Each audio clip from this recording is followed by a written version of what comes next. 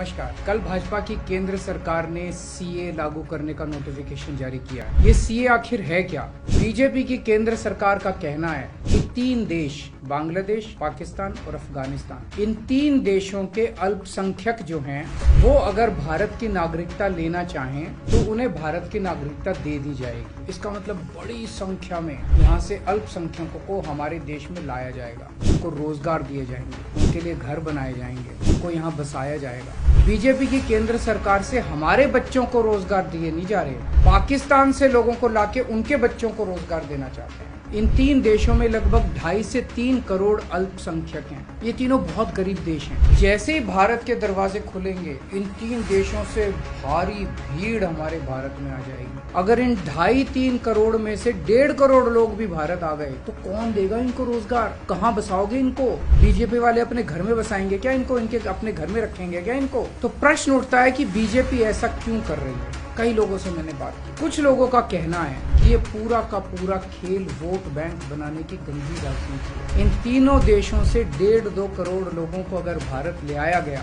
जिससे जहां जहां बीजेपी के वोट कम है वहां झुग्गियां डाल के अगर इन लोगों को वहां बसाया गया तो वहां बीजेपी का एक पक्का वोट बैंक तैयार हो जाएगा, बीजेपी के वोट बढ़ जाएंगे। लेकिन सबसे बड़ा प्रश्न है कि बीजेपी ये क्यों कर रही है। बीजेपी वाले पूरी दुनिया से बिल्कुल उल्टा चल रहे हैं। पूरी दुनिया में कोई भी देश अपने पड़ोसी देशों के गरीबों को अपने घर नहीं लाना चाहता। बीजेपी शायद अकेली पार्टी है पूरी दुनिया की जो पड़ोसी देश के गरीब लोगों को अपने देश में घुसाने के लिए दरवाजे खोल रही है, बिल्कुल उल्टा कर रही है। एक और बात है सोचने की, पिछले 10 सालों में 11 लाख से ज्यादा भारत के बड़े बड़े अमीर उद्योगपति और व्यापारी भारत छोड़ के चले गए। अगर बीजेपी को लाना ही है तो इन लोगों को वापस भारत लेके आओ ना, जो भारत छोड़ के चले गए। ये लोग कह रहे हैं कि 2014 के पहले आए हुए घुसपैठियों को इन नागरिकता दी जाएगी।